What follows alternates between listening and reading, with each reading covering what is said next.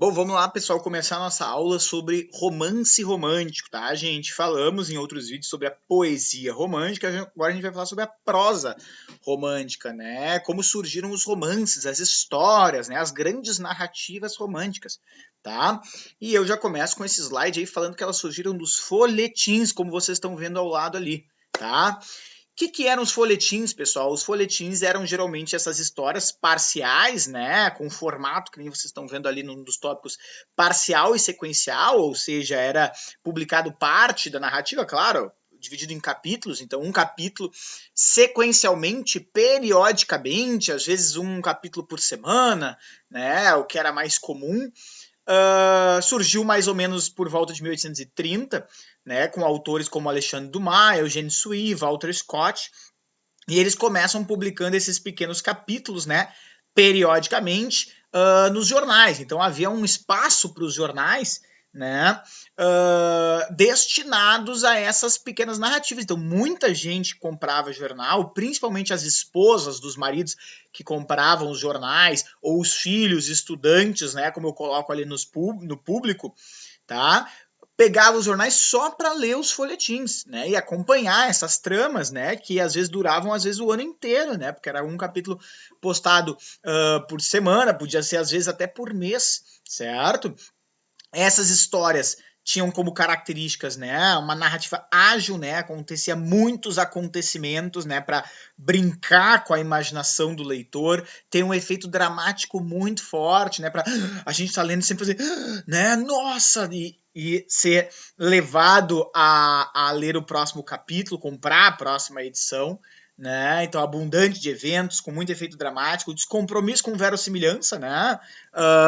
Não havia uma necessidade de engajar o leitor a dizer, ah, tá, então acontece isso e ele tinha me sugerido lá no início. Então, tudo bem, faz sentido ter acontecido isso. Não, o leitor queria ser seduzido, o leitor queria ser, né, manipulado à imaginação, né? Não havia um compromisso muito com tipo, ah, mas peraí, olha lá, não faz sentido isso ter acontecido e tal. Naquela época não existia muito isso. Tanto é verdade, né, que algumas histórias, por exemplo, do Eugène Sue, quando ele mata um personagem que é querido pelo grande público, o Eugène Sue simplesmente faz o personagem renascer, né, no próximo episódio, né? Porque as pessoas queriam, não, só um pouquinho, esse personagem não pode morrer. E a gente Sui, beleza, né? O jornal pressionava, o Eugênio Sui foi lá e ressuscitou o cara no capítulo seguinte para conseguir ainda que o público acompanhasse as histórias. A linguagem, claro, tinha que ser acessível, né? Afinal de contas, havia um interesse mercadológico por trás disso, né? O que a gente poderia comparar à audiência hoje em dia, né? O jornal só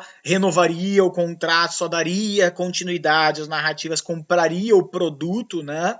À medida que isso tivesse um público fiel que aumentasse a editoração, né? Aumentasse a assinatura do contrato, né? Dos jornais, etc. Então vocês começam a reparar que nessa época aí do romantismo, a literatura e as artes de forma geral começam a adentrar num plano mercadológico. A literatura vira um produto aqui. Ela não é mais puramente um exercício de inspiração ou de, vamos usar duas antíteses, né? Inspiração individual ou o contrário, né? De reprodução das regras canônicas. Não, ela agora atende quase que uma psicologia de massa. Né? Vamos ver qual é o tipo de história que a população mais gosta de ler, o que tem que acontecer e tal. Então, inclusive, vai ser a partir disso que vai se estruturar um tipo de narrativa que baseia-se na harmonia, né? Um início harmonioso, felicidade, existe uma ordem social burguesa, essa ordem tem lá o seu status quo, uma desarmonia, que é o momento do conflito, onde vai acontecer algum problema, uma intriga, uma desordem, essa sociedade vai estar à beira de um colapso, mas uma harmonia final. Fim dos conflitos, há uma reestruturação dessa ordem burguesa e uma celebração, um triunfo de seus valores. Tudo é voltado ao normal. Vocês comecem a reparar, eu não tenho nem dúvida que vocês já notaram isso, né? Mas que isso é muito parecido com a telenovela. Então a telenovela vai beber diretamente das fontes dos folhetins lá do início do século XIX. Certo? Tudo bem? Vamos então falar do primeiro grande escritor romancista romântico, que é Joaquim Manuel de Macedo. Tá? O Joaquim Manuel de Macedo, para nós, a gente vai dizer assim, que ele criou a fórmula do romance romântico brasileiro. Por quê? Porque O que antes se tinha do romance romântico brasileiro eram basicamente traduções de romances europeus, tá?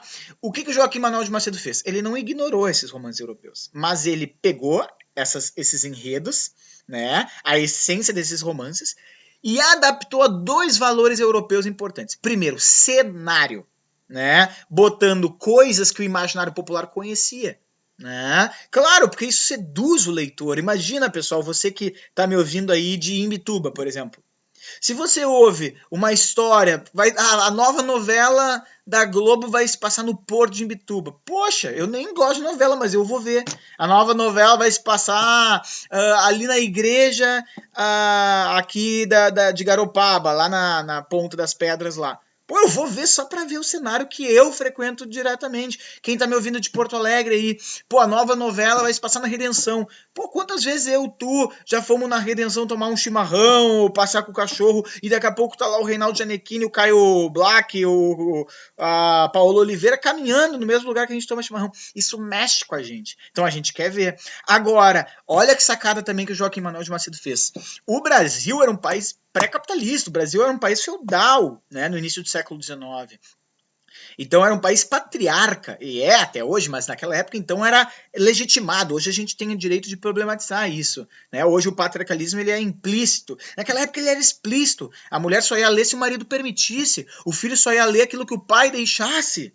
Vocês aceitariam, como pais, patriarcas de sua família, uma história onde a mulher cansa do marido e vai viver uma grande aventura amorosa com um amante? Não, o marido não ia deixar ler isso.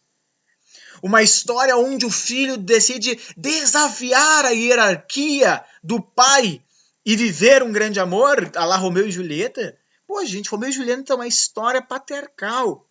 O filho que desafia o pai morre. Ele não é feliz para sempre. Ele morre no final da história. Né? Então, Joaquim de Manuel de Macedo, ele faz basicamente uma releitura dos romances europeus, né, traduzida, mas adaptando a cenários brasileiros com valores patriarcais oriundos do Brasil. Essa é a forma do romance brasileiro. E essa é a forma que a gente vai ver, por exemplo, na Moreninha. Né? Eu botei ali, existe até hoje lá na ilha de Paquetá. Quem um dia for ao Rio de Janeiro, vá na ilha de Paquetá. Tá? Uma ilha que não pode andar carro, só a cavalo, uma ilha muito louca que tem um cemitério de pássaros, tá? E lá tem a Casa da Moreninha, que é a casa que inspirou o Joaquim Manuel de Macedo a escrever aquele que é considerado o primeiro grande romance romântico brasileiro, tá? De 1844. É uma casa rosa muito bonita, onde foi gravada a novela da Moreninha, lá nos anos 60, não me lembro agora. Certo? Mas tá lá a casa, 1818 a casa, né? Onde viveu a menina que supostamente inspirou o Joaquim Manuel de Macedo. Conta-se que ele ia toda semana lá para escrever o capítulo. Né? Ele sentava numa pedra, que inclusive eu fui lá, sentei, tirei foto, mas não botei para não ocupar muito espaço. Tá? E a história é de 4 amigos estudantes de medicina, com seus 20 e poucos anos, acho que tem até 20. E um deles, o Felipe, convida todos para uma festa na casa da sua avó, lá na ilha de Paquetá. O Augusto não vai, porque ele não se apaixona por ninguém. Olha o motivo que ele não vai, porque ele não se apaixona por ninguém. Né? Mas o Felipe faz uma aposta. Não, vai estar minhas primas, vai estar minha irmã, vai estar uma galera.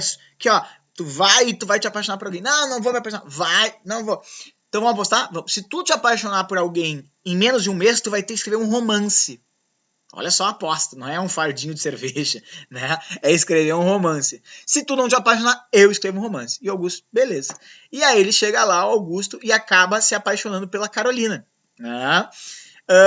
Que é a irmã do Felipe. Né? Só que a Carolina ouve o Augusto contando pra avó dela, né? A avó pergunta, meu filho, por que tu não te apaixona por ninguém e tal? E o Augusto conta que ele tem uma promessa de infância, que ele conheceu uma menina na praia, na infância, e ele e essa menina acabaram ajudando um velho à beira da morte, e o velho lhe deu um broche, né? E um camafeu. Ele pediu um objeto de cada um, e aí ele fez um bordado, e aí o camafeu da gravata do Augusto foi dado para a menina, e o broche do cabelo da menina foi bordado e dado para Augusto, e eles selaram essa promessa de amor. E desde então Augusto nunca mais conseguiu se apaixonar por ninguém. E quando ele conta essa história pra avó do Felipe, que é a dona da casa, a Carolina ouve. E ele se apaixona pela Carolina, mas ela fica cortando ele. Não, tu tá apaixonado por outro. E ele fica lá insistindo, insistindo, insistindo. E ela vai caindo, e ela vai sendo seduzida, e os dois estão apaixonados. Só que aí o pai do Augusto descobre isso e proíbe o Augusto, né? De ter relação. Tu tá indo mal na faculdade, moleque. Por causa de amor, e proíbe o Augusto, prende ele em casa, não vai mais ver essa menina. Só que o Augusto, longe do amor, gente, é romantismo. Ele começa a ter febre, suores noturnos, diarreia, câncer, leucemia, AIDS, o cara começando a morrer assim e tal. E aí o pai, tá, vamos lá então selar esse casamento. E aí o Augusto chega e diz, Carolina, aqui ó, eu amo essa menina do meu passado, mas agora eu te amo, não sei o que, etc. Porque essa menina, ela me deixou esse bordado aqui de promessa, mas eu quero que fique contigo. E a Carolina olha o bordado e diz, não acredito. E o Augusto, o que foi? E ela entra correndo em casa, e quando ela sai dentro de casa, ela traz o quê? O camafeu. Ela era a menina da infância, pessoal. Eles se reencontraram agora, quase 8 anos depois. E agora eles podem casar, fu. E aí deve estar pensando comigo. Tá, mas só um pouquinho. E então Augusto se apaixonou, sim. E eles vão se casar? Vão. Tá, então o Augusto perdeu a aposta? Perdeu a aposta. E quando o Felipe vai cobrar a aposta do Augusto, diz, olha só, Augusto vai casar com a minha irmã. Conseguiu a promessa da infância lá. Pois é verdade. Então tu te apaixonou. Pois é verdade. Então tu vai ter que escrever um romance. E o Augusto, o que ele diz? Eu já escrevi um romance. E o Felipe diz, ué, e qual o nome? E o Augusto diz, A Moreninha. Oh. Pessoal, a história que a gente está lendo é a história que o Augusto mesmo escreveu dele e da Carolina, pessoal. Olha que fofo. Só que o detalhe, a história não é em primeira pessoa, é em terceira pessoa. Então esse narrador em terceira pessoa, de certa forma, é o Augusto. Então o narrador é o personagem. Só que quem é que escreveu a Moreninha, pessoal? Hã? O Joaquim Manuel de Macedo. Então não deixa, entre aspas, de ser um alter ego, uma brincadeira fantasiosa do próprio autor da história. Né? Personagem, narrador e autor se confundem numa brincadeira ingênua, boba, mas romântica. Faz parte. Certo, gente? Então, espero que vocês conheçam essa história fofíssima, tá? Que infelizmente a gente não tem tanto tempo para debater sobre ela. Já queria gravar nesse vídeo também aí Sargento de Milícias, mas não vai dar, porque nós já estamos em 12 minutos e pouco, tá? Mas conheçam a história de Augusto e Carolina, né? Olha essa imagem aí da novela, né? Na ilha de Paquetá, uma ilha próxima ao Rio de Janeiro. E um bom estudo aí de A Moreninha.